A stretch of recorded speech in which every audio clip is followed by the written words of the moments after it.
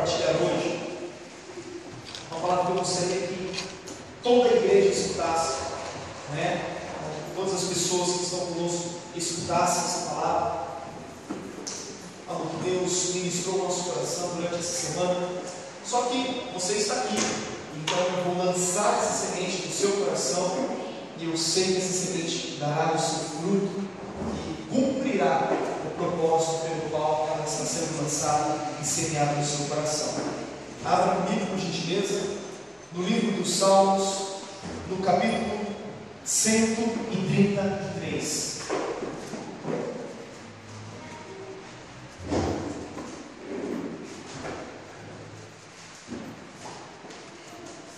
Livro dos Salmos, capítulo 133.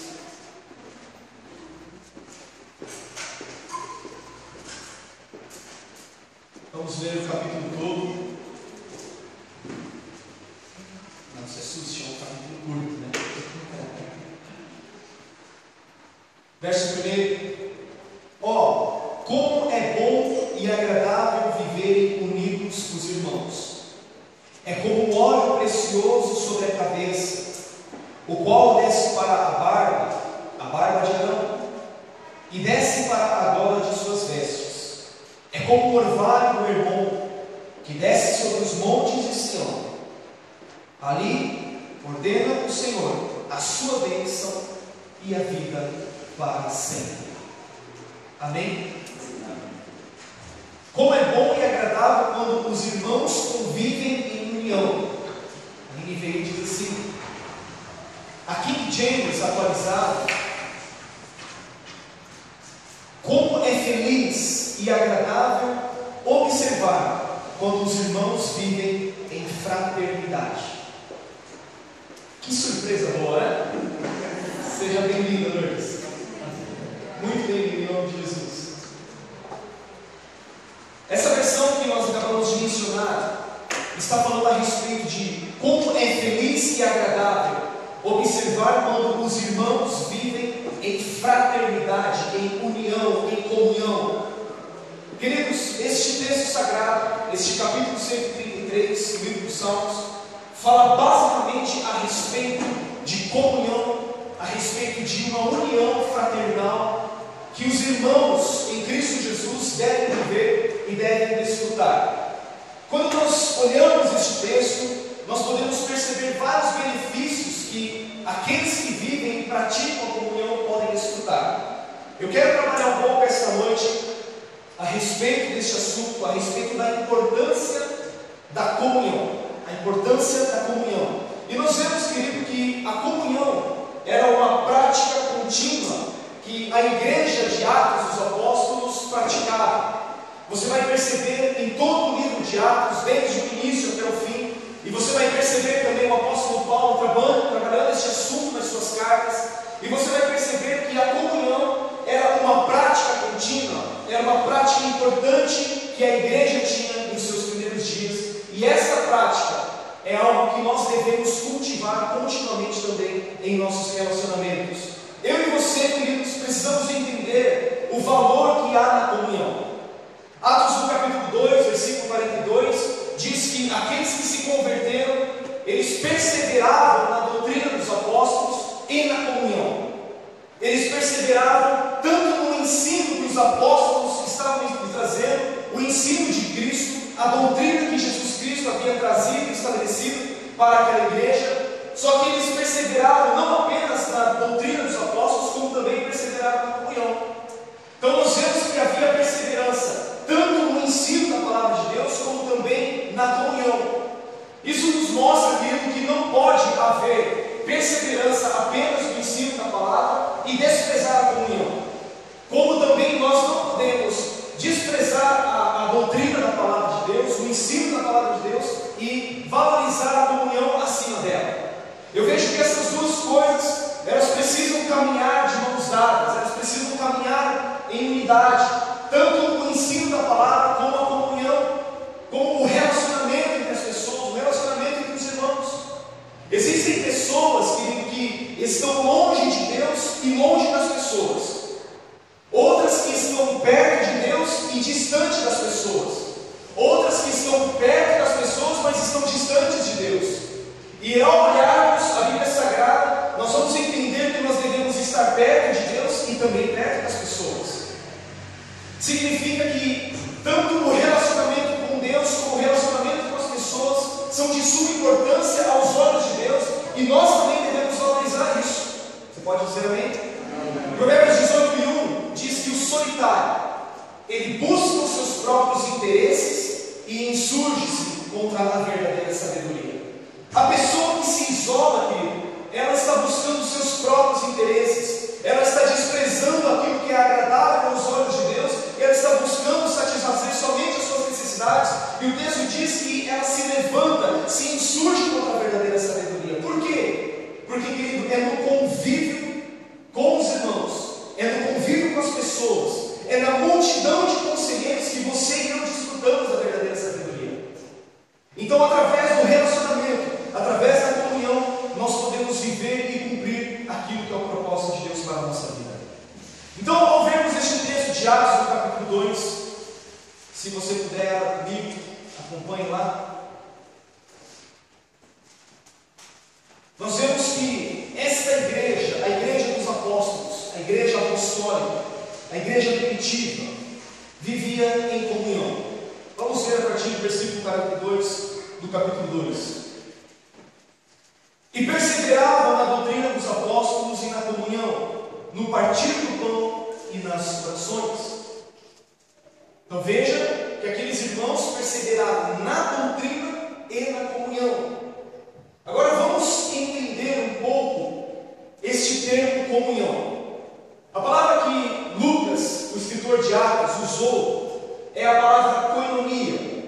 Com certeza você já escutou a respeito de um grupo de louvor chamado Koinonia, não é verdade? Que compôs diversas músicas que nós ministramos e adoramos ao Senhor através delas. E koinonia significa associação com uma pessoa, envolvendo a amizade com ela e incluindo participação nos seus sentimentos, nas suas experiências e na sua vivência. Relacionamento que envolve propósitos e atividades em comum, ou intimidade. Então nós vemos a definição de comunhão, significa esse envolvimento, significa essa relação, uma intimidade, uma participação que você tem com outra pessoa, a participação que você tem na vida de uma outra pessoa. E a comunhão, querido, é o modo natural de todo aquele que nasceu de novo, daquele que tem o senhorio de Jesus Cristo na sua vida, daquele que experimentou o novo nascimento, daquele que é uma nova criatura. Então, eu e você, como novos nascidos, nascidos de novo, regenerados, nós precisamos entender que a comunhão deve fazer parte do nosso dia a dia. A comunhão deve estar presente na igreja. Por quê? Porque ela é essencial na vida daqueles que mudaram de vida através de Jesus. E nós vemos que a comunhão tem uma base, a comunhão tem os seus aspectos, a comunhão tem a sua essência. E nós vemos, querido, no versículo 44 deste mesmo capítulo 2 de Atos, a Bíblia nos diz assim que todos os que creram estavam juntos e tinham tudo em comum. Eles não apenas estavam juntos e tinham tudo em comum, mas eles faziam parte de um grupo de crentes, de um grupo de pessoas que haviam crido, que haviam recebido a palavra de Deus. Então, simplesmente estar com alguém não determina que isso seja uma comunhão, mas a Bíblia está dizendo que todos os que creram, ou seja, todos aqueles que aceitaram a Jesus Cristo, que se arrependeram dos seus pecados, que tiveram seus pecados perdoados, que receberam o dom do Espírito Santo, essas pessoas que creram, elas estavam juntos e tinham tudo em comunhão, tinham tudo em comum. Ou seja, essas pessoas estavam em constante comunhão. E a base da nossa comunhão, primeiramente, é o nosso relacionamento com Deus, é o nosso relacionamento com o Senhor Jesus. Para que você e eu tenhamos comunhão com alguém, é necessário nós termos o mesmo senhorio, é necessário nós termos a mesma fé, é necessário nós estarmos unidos de propósito, nós estarmos unidos em um só propósito. Então, em primeiro lugar, nós vemos que os que creram estavam juntos e tinham tudo em comum. E nós vemos ainda, querido, quando João, escreve a sua primeira epístola, a sua primeira carta, ele diz que a respeito do verbo da vida, das coisas que eles haviam visto, haviam apalpado e estavam contemplando, e estavam anunciando, e ele diz assim: para que mantenhais comunhão conosco, e a nossa comunhão é com o Pai e com o seu Filho Jesus. Então não tem como, querido, você ter comunhão com alguém que não está em comunhão com Deus. Se alguém está em comunhão com Deus, você pode ter comunhão com essa pessoa. Tanto que João, no versículo 6 dessa primeira epístola, no capítulo 1, ele diz que se alguém disser, vamos ver lá, tá vendo? Vamos abrir esse texto que é interessante. 1 João 6. Primeira epístola de João, capítulo 1, versículo 6. Se dissermos que temos comunhão com Ele e andarmos nas trevas, mentimos e não praticamos a verdade. Verso 7. Mas, se andarmos na luz, como Ele na luz está, primeiro, temos comunhão uns com os outros, e o sangue de Jesus, seu Filho, nos purifica de todo pecado. Então você percebe que a base do relacionamento entre as pessoas, a base da comunhão entre os irmãos, entre os santos, é primeiramente a comunhão com Deus. Se nós estivermos em comunhão com Deus, nós manteremos a nossa comunhão com as pessoas. Se nós rompermos a nossa comunhão com Deus, nós rompemos a nossa comunhão com os santos. Primeiro, o relacionamento vertical, para que o horizontal se estabeleça. Entretanto, se o vertical se rompe, o horizontal também será afetado. Então, se nós andarmos na luz como Ele na luz está, nós mantemos comunhão uns com os outros. Então, nós devemos cultivar a nossa relação com Deus e devemos cultivar a nossa relação com as pessoas. Quando andamos na luz da palavra de Deus, quando andamos na luz de Cristo Jesus, nós mantemos a nossa comunhão com as pessoas. Uma pessoa que rompe a sua relação com Deus vai romper com o irmão também. Agora, segundo aspecto, como que nós podemos fazer com que essa comunhão flua? Eu acho que aí é um dos grandes desafios que nós encontramos no nosso dia a dia. Ok, eu me relaciono bem com Deus, eu amo Jesus, Ele é maravilhoso, Deus não me incomoda, Ele não faz nada de mal para mim, aliás, Ele me abençoa, sabe, Ele derrama graça sobre mim. Só que, no âmbito horizontal, eis o grande desafio. Não é verdade? O pastor Daniel, que esteve alguns dias atrás, ele disse: ferro com ferro se afia, citando o texto da palavra de Deus. Fala a respeito da faísca que sai através do atrito.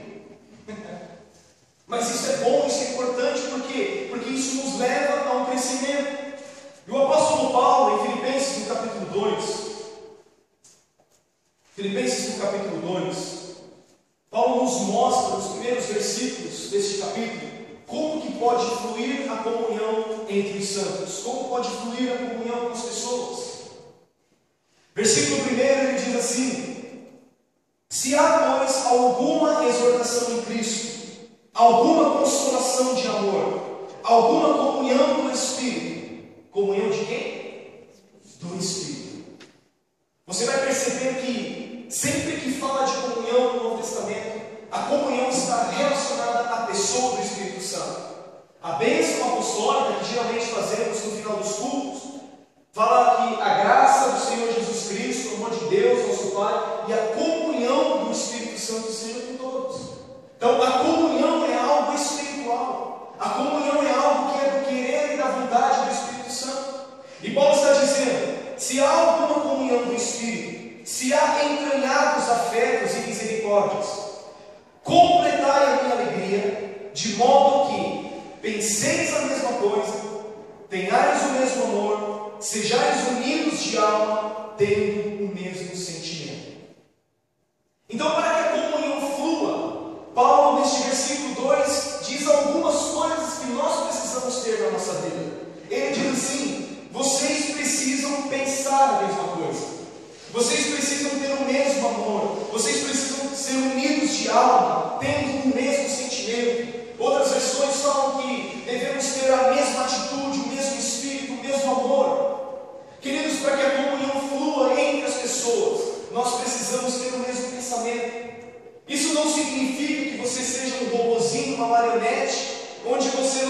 consiga, sabe, pensar, onde você não possa expressar as suas opiniões, onde você, sabe, tenha uma opinião própria e muitas vezes até diferente das demais pessoas.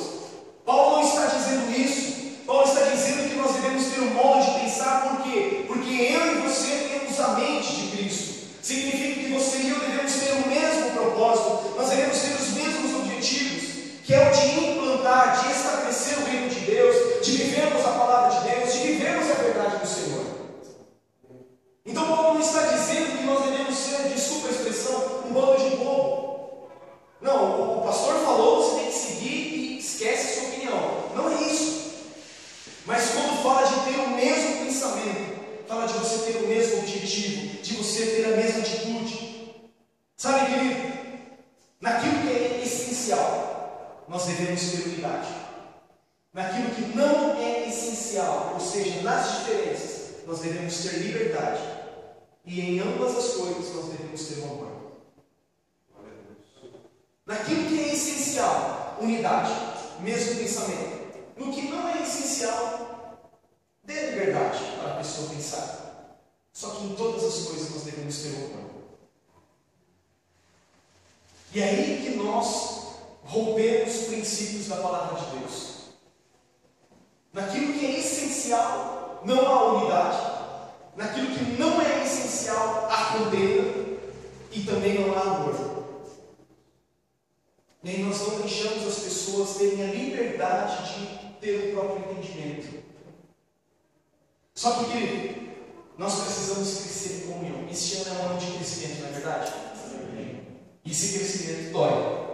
Crescer dói. Por quê? Porque você tem que abandonar algumas coisas. Você tem que abandonar alguns conceitos para que você possa crescer naquilo que a palavra de Deus está nos dizendo. E no versículo 3, deste capítulo 2, Paulo fala algumas coisas que nós não devemos ter. Algumas coisas que na verdade nós devemos abandonar. E ele diz assim: nada façais por partidarismo ou vanglória, mas por humildade, considerando cada um dos outros superiores a si mesmo. Versículo 4: não tenha cada um em vista o que é propriamente seu, senão também cada qual o que é dos outros. Versículo 3, alguém tem alguma versão diferente aí? Elaine, sua versão? Você está atualizada hoje, né?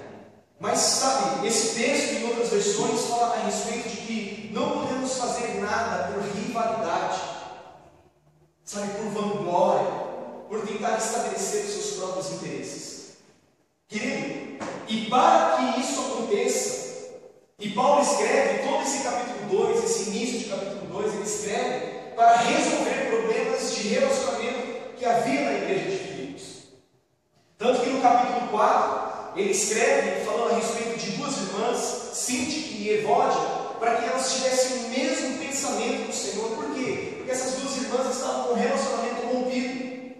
E Paulo, querido, para resolver esse problema, ele faz essa introdução do versículo 1 ao versículo 4, e a partir do versículo 5, Paulo, para que a igreja pudesse entender a importância da comunhão, ele diz assim: para que a comunhão flua, é necessário que vocês tenham o mesmo sentimento, a mesma atitude, a mesma postura que Jesus teve, o qual mesmo sendo Deus, não teve por usurpação ser igual a Deus, antes a si mesmo se esvaziou, assumindo a forma de servo, e achado a figura humana, foi obediente até a morte de cruz, e nós conhecemos o restante do texto. Só que você percebe que, para que Paulo pudesse ensinar aquela igreja a respeito da importância da comunhão, ele usa o maior exemplo de humildade. Ele usa o ápice da humildade dele, usando o exemplo de Jesus.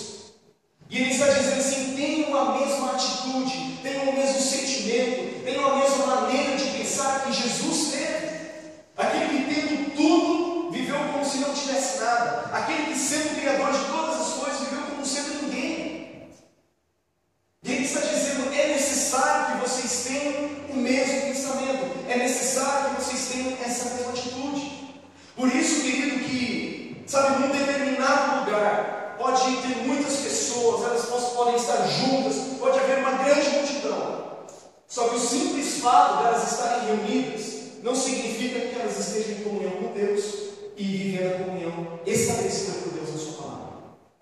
Por quê? Porque em um determinado lugar onde há ajuntamento de pessoas, pode haver intrigas, contendas, invejas, sabe, maledicência e tantas outras coisas que simplesmente corrompem a comunhão que nós devemos viver.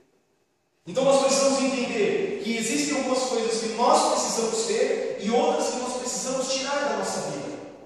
Você pode dizer amém? Amém.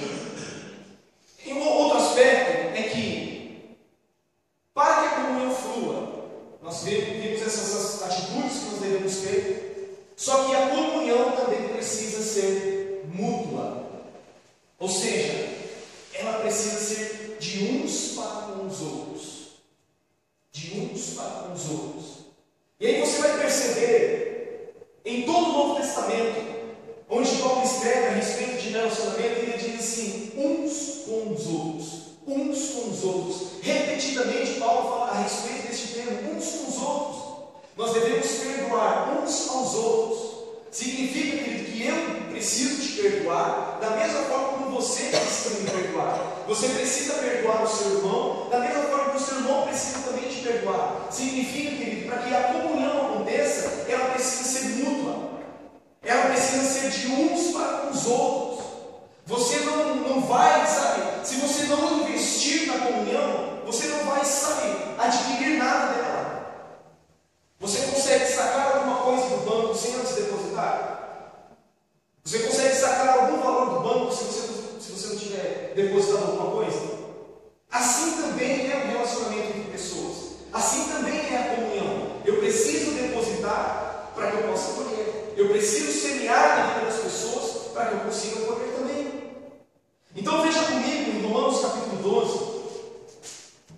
Vamos trabalhar alguns textos para entendermos essas verdades. Romanos capítulo 12, Paulo repete essa expressão uns com os outros várias vezes.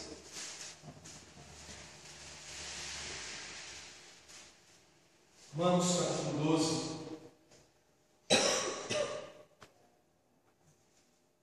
Olha o versículo 4 e 5.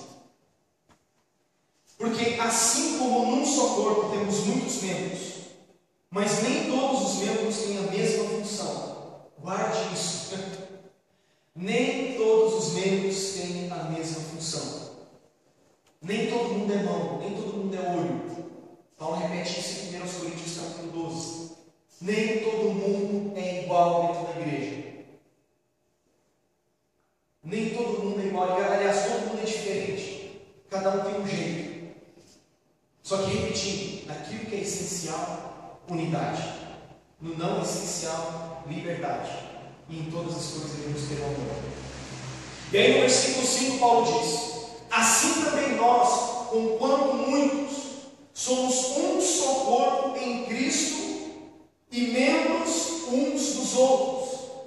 Nós somos membros uns dos outros. E aí no verso número 10, ele diz assim: amai-vos cordialmente uns aos outros. De que forma? Com amor fraternal. Então, para que a comunhão flua, para que a comunhão aconteça, é necessário essa mutualidade. Entender que nós somos membros uns dos outros, que nós precisamos amar uns aos outros de uma forma cordial. Ou seja, essa palavra, eu estava dando uma pesquisada, a palavra cordialmente é uma palavra que no original grego é philos. Filéu significa amizade.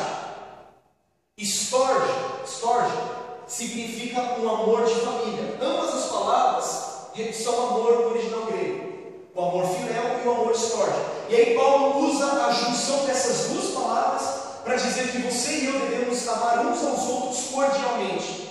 Então nós devemos amar com amor de amizade, e a palavra storge significa amor de família.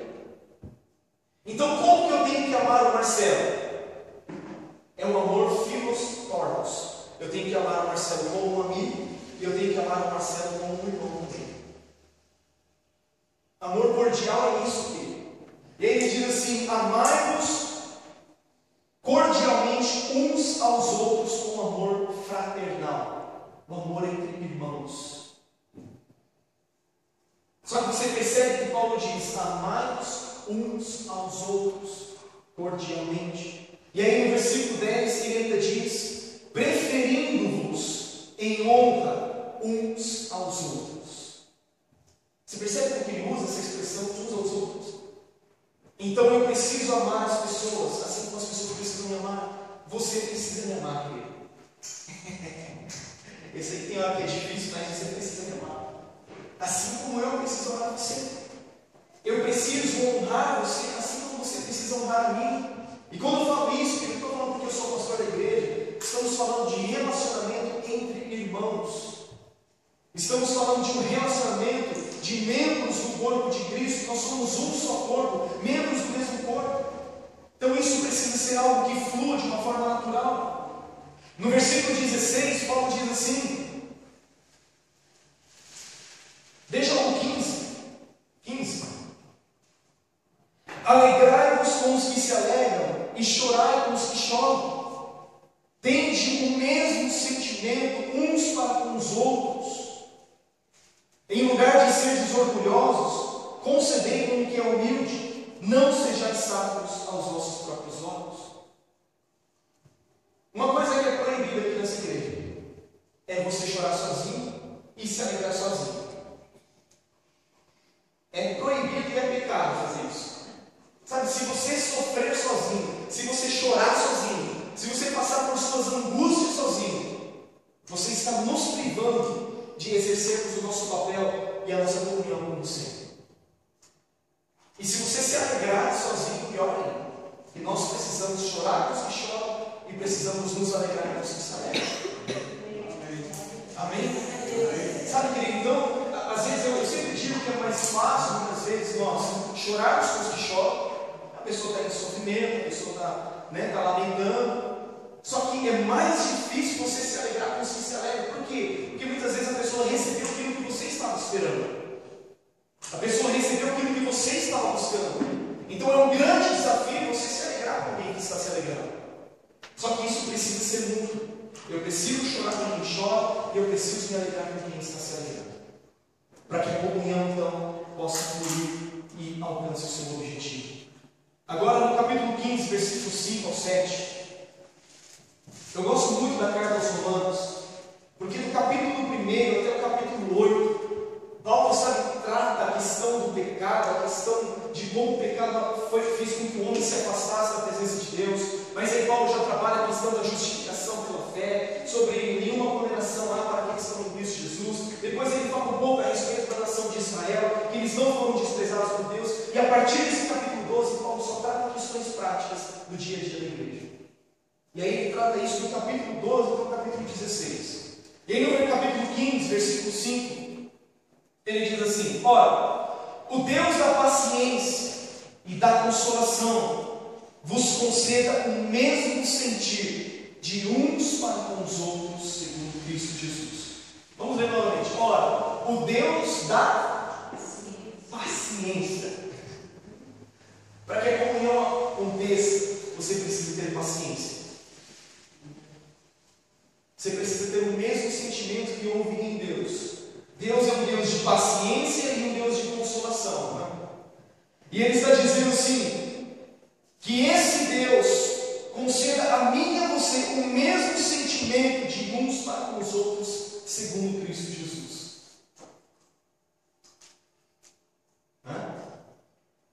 Paciência e consolação. O mesmo sentimento que Deus teve conosco em Cristo Jesus. E aí no verso 7 ele diz assim: portanto, acolhei-vos uns aos outros, como também Cristo nos acolheu para a glória de Deus.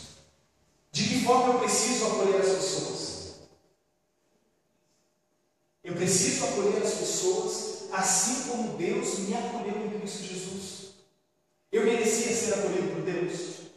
Não.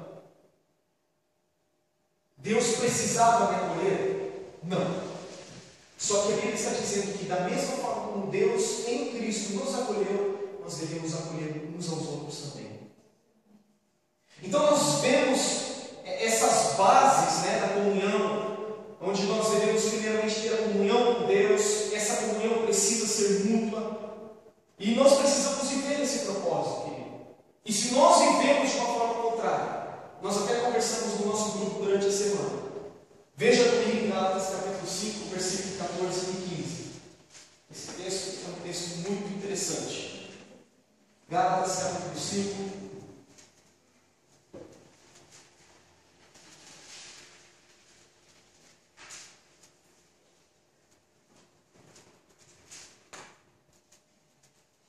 A pastora Carol pregou sobre a lei, e o amor esses dias. E o texto diz assim: pois toda a lei se cumpre numa só palavra, a saber, amarás ao teu próximo como a ti mesmo. Versículo adiante, versículo seguinte: se vós, porém, vos mordeis e devorais uns aos outros. Então você percebe que é uma conotação contrária. Paulo aí já está dizendo que nós devemos amar uns aos outros. Se nós vivemos de forma contrária, e aí ele diz assim: vos mordendo e devorando uns aos outros. Você e eu sabemos que isso não é literal. Só que muitas vezes, no nosso relacionamento com as pessoas, sabe, nós queremos morder a pessoa, queremos devorar a pessoa, queremos fulminar a pessoa. Por quê? Por causa da falta da paciência. E aí Paulo está dizendo: se vós, porém, vos mordeis e devorais uns aos outros, vede, não vos consumais uns aos outros. A minha versão diz sobre não nos destruirmos uns aos outros. Então, quando nós não vivemos em comunhão, quando a comunhão não é mútua, nós vamos fazer o quê? Nós vamos morder uns aos outros, vamos devorar uns aos outros, e isso vai acontecer o quê? Nós seremos destruídos, nós seremos fracassados. Quem vai sofrer o dano seremos nós, querido. Quando nós deixamos de viver a comunhão e fazemos isso que Paulo está falando, sobre nos mordermos e nos devorarmos, quem será prejudicado? Seremos nós. Como é triste, amado, ver relacionamento rompido, relacionamento quebrado.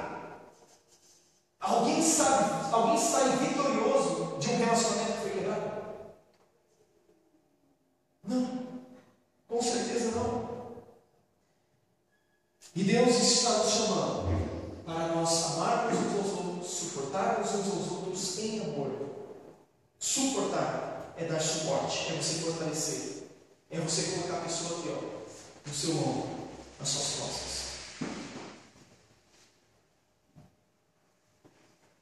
Agora, quando a comunhão atinge o seu resultado, ela é de extrema importância e bela.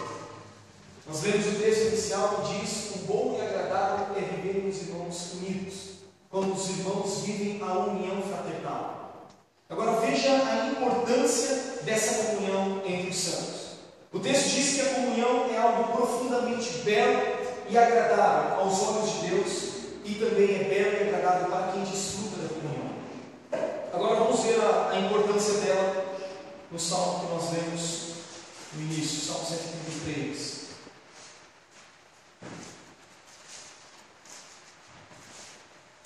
Verso de número 2.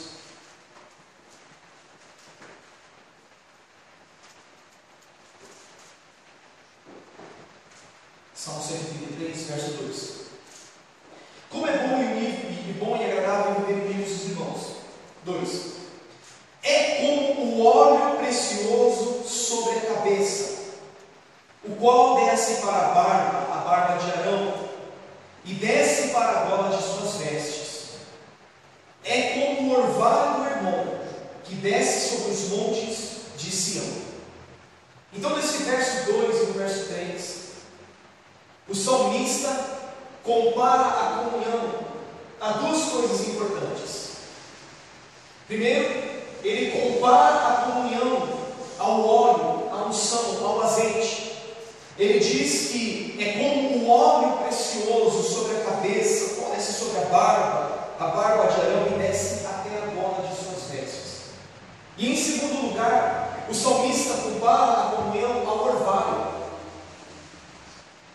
O óleo, querido, o óleo, tanto no Antigo Testamento como no Novo Testamento, ele era usado como remédio, como cosmético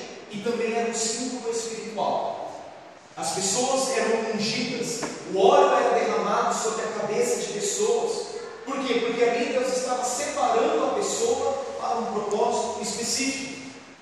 Só que nós vemos que esse mesmo óleo, ele era usado como um cosmético, ele era usado como um perfume. As pessoas usavam o óleo para se perfumar. Isso significa, amado, que a comunhão, ela traz beleza aos relacionamentos. A comunhão traz perfume aos relacionamentos que nós desenvolvemos com as pessoas. Traz uma beleza, traz um perfume, traz algo agradável. E em segundo lugar, a comunhão, olhando a questão do óleo, da unção, é como um remédio. Assim como o óleo era aplicado sobre algumas feridas, para que elas pudessem ser saradas, da mesma forma a comunhão sara o coração daqueles que estão feridos.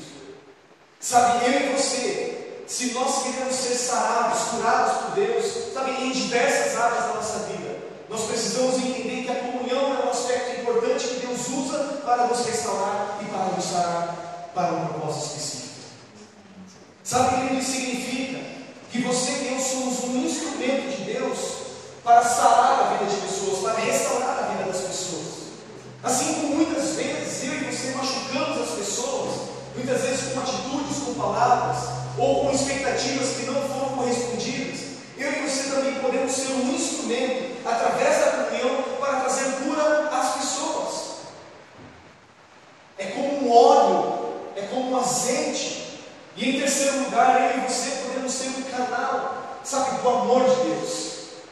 Sabe, pessoas que foram machucadas, sabe, por pais, pessoas que foram machucadas por outros líderes, pessoas que foram machucadas por patrões. Eu e você podemos ser um canal do amor de Deus, para que este amor flua na vida das pessoas. Amém. É Deus. Sabe, querido, nós precisamos entender que aquilo que nós muitas vezes sofremos na nossa vida não pode alterar aquilo que nós somos. Essa semana, especificamente na sexta-feira, sabe, Deus falou muito forte no meu coração. E aí eu entendi, sabe, que mesmo que as pessoas falem conosco, você e eu falhamos com as pessoas, às vezes deixamos de fazer algumas coisas para as pessoas e elas deixam de fazer para nós. Isso não pode mudar a nossa essência, isso não pode mudar aquilo que Deus nos chamou para ser e fazer. Sabe, eu entendi e falei, uau! Nós machucamos e somos machucados. Só que não é porque eu fui machucado que eu vou deixar de amar. Vou deixar de ser um instrumento, um canal na vida das pessoas. E depois de fazer essa comparação com o óleo, ele faz a comparação com o orvalho. E olha algumas características importantes a respeito do orvalho. Primeiro, o orvalho cai todas as noites. O orvalho cai todas as noites. A sua ação é contínua. Significa que a comunhão precisa ser contínua. Sabe, a comunhão não pode ser interrompida. A comunhão precisa, sabe, ser continuamente, constantemente na vida das pessoas. E você precisa, sabe, ter comunhão com o seu irmão diário. Não diariamente, né? Às vezes não é possível, mas nada pode interromper a sua comunhão com o seu irmão. Em segundo lugar, o orvalho cai silenciosamente. Diferente da chuva, né, que é precedida de trovões, de relâmpagos, o orvalho ele cai silenciosamente. O orvalho não faz barulho. Significa que nós não precisamos, sabe, tocar os tambores e dizer que somos amigos das pessoas. Só que muitas vezes essa amizade ela se manifesta no silêncio. Muitas vezes só de você ouvir o sofrimento da pessoa, muitas vezes só de você ouvir a angústia da pessoa, você já está fluindo na sua comunhão com ela, você já está exercendo comunhão com ela, você já está sendo um instrumento de comunhão na vida dessa pessoa. Por quê? Porque ele cai todas as noites e ele cai silenciosamente também. E em terceiro lugar, o orvalho cai durante a noite, ou seja, nas horas mais escuras da vida. Sabe aqueles momentos que você e eu, querido, passamos pelo lado da sombra da morte? E muitas vezes nos parece que estamos sozinhos. Só que sempre Deus levanta uma pessoa para colocar ao seu lado.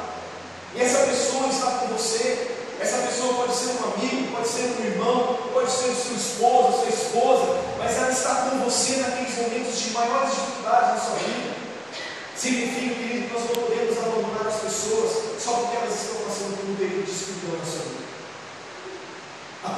precisa ser contínua, silenciosa e durante as noites, ou seja, em momentos de treva para outras pessoas.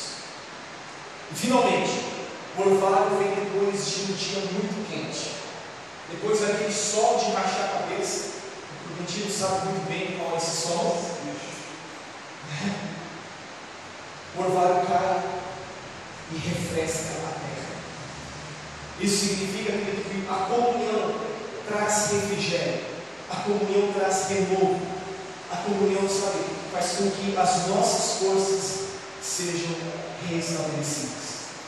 Então eu e você, amados, através da nossa comunhão, nós podemos ser um instrumento de cura na vida das pessoas, nós podemos ser um instrumento de Deus na vida daqueles que estão à nossa volta. E para nós finalizarmos, neste mesmo verso de número 3, no Salmo 133, Davi diz assim: é como o orvalho do irmão que desce sobre os montes de Sião, ali ordena o Senhor a sua bênção e a vida para si. Quantos querem ser abençoados? Amém. Todos nós queremos ser abençoados. E a Bíblia diz que Deus já nos abençoou com toda sorte de bênção espiritual nas regiões celestiais em Cristo. Só que para que nós acessemos essas bênçãos que já estão sobre a nossa vida, a comunhão é um fator importantíssimo para nós alcançarmos isso. Sabe que o texto está dizendo que ali, ou seja, quando o orvalho cai, quando o azeite vem, sabe, quando a comunhão acontece, é ali que o Senhor ordena a vida e a bênção para sempre. Queremos experimentar o melhor de Deus. Se nós queremos experimentar a vida de Deus, se nós queremos experimentar tudo aquilo que Deus já nos deu, tudo aquilo que Jesus já conquistou por mim e por você, nós precisamos entender que através da comunhão nós acessaremos, experimentaremos vida e a bênção para sempre. Sabe, a comunhão, obrigado Marcelo por seu amigo lugar.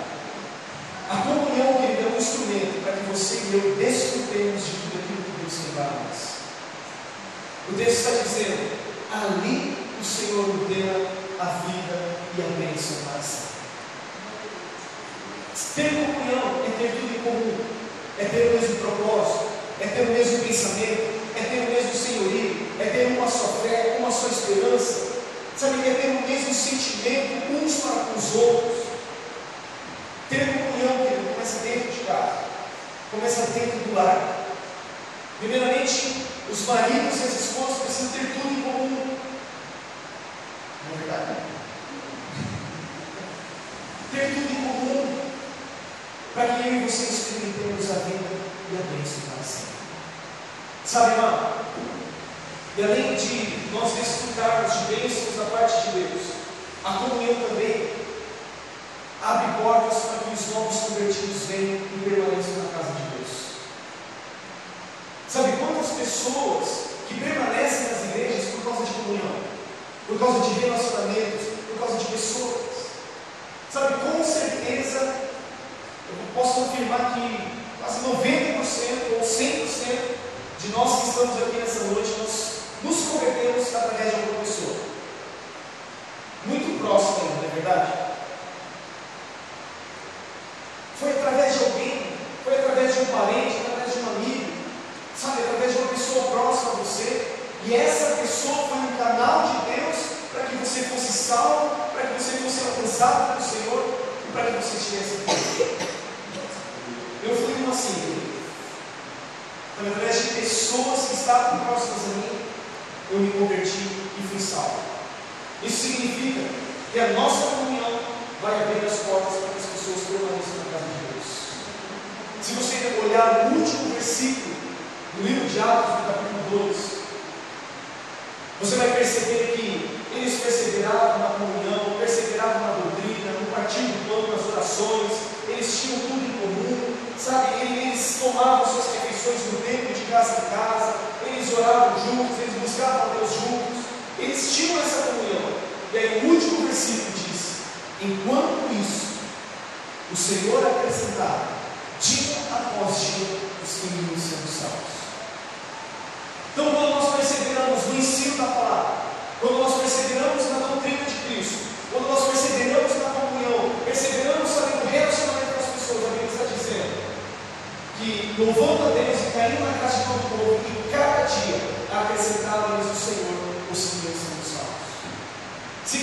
querido, que quando nós fazemos a nossa parte, Deus faz a dele. Significa que quando nós vivemos um propósito dentro da casa de Deus, Deus vai fazer com que esse propósito saia para fora das quatro paredes. E Deus acrescenta aqueles que não são salvos. Sabe, querido, eu tenho orado para que Deus abra os nossos olhos para aqueles que estão perdidos. Para que Deus abra os nossos olhos para as pessoas que estão sofrendo lá fora. E uma das formas de nós alcançarmos aqueles que estão perdidos é através da comunhão. E Deus é que vai acrescentar dentro da gente. Você pode estar bem? Você recebe essa palavra no seu coração? Pode se ver com gentileza. Vamos orar ao Senhor.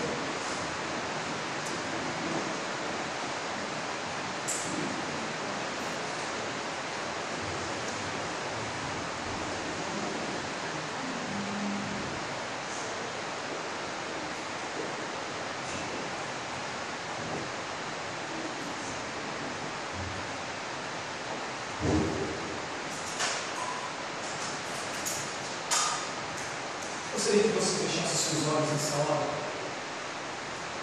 Você colocasse o seu coração diante de Deus. Seguramente entre você e os perigos e já foram